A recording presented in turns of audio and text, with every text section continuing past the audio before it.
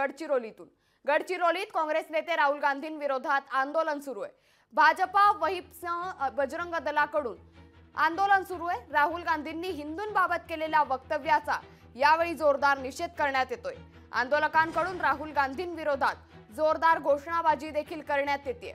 त्यामुळे गडचिरोलीमध्ये जोरदार आंदोलन सुरू आहे। गडचिरोलीत काँग्रेस नेते राहुल गांधींविरोधात आता आंदोलन करण्यात येतंय। भाजप आणि त्याचबरोबर बजरंग दलाकडून हे आंदोलन करण्यात येतंय। राहुल गांधींनी हिंदूंबाबत केलेल्या वक्तव्याचा यावेळी या नागरिकांकडून निषेध व्यक्त करण्यात येतोय।